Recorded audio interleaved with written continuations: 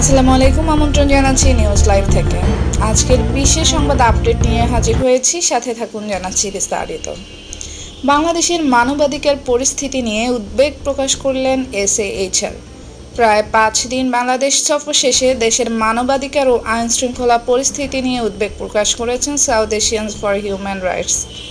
আজ বুধবার বিকেলে রাজধানীর প্রান্তপথে দিকপাট ভবনে আয়োজিত ইয়ার অব ট্রানজিট ইন বাংলাদেশ শীর্ষক সংবাদ সম্মেলনে এই পর্যবেক্ষণ তুলে ধরেন সংগঠনটির নির্বাহী পরিচালক। এইচএইচআর জানায়, অভ্যুত্থান পরবর্তী সময়ে সংখ্যালঘু সম্প্রদায়, নারী সহ বিভিন্ন গোষ্ঠীর উপর মব সহিংসতা বেড়েছে। একই সঙ্গে গণহারে হত্যা মামলা, জামিন বঞ্চনা, বিচার প্রক্রিয়া বিলম্ব এবং ফাঁকফোকর সাধারণ মানুষের নিরাপত্তাহীনতাকে আরও বাড়িয়ে তুলেছে।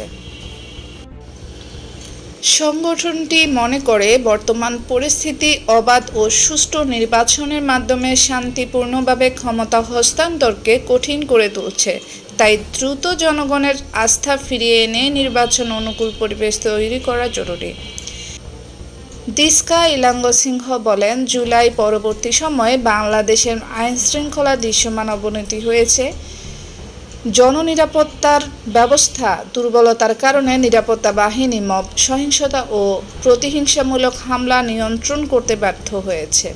এই সময় তারা প্রধান উপদেষ্টা অধ্যাপক মোহাম্মদ ইউনূস সহ সংস্কার কমিশনের সদস্য, নাগরিক সমাজের প্রতিনিধি ও শিক্ষার্থীদের সঙ্গে বৈঠক করছে বলে জানায় এসএএইচআর।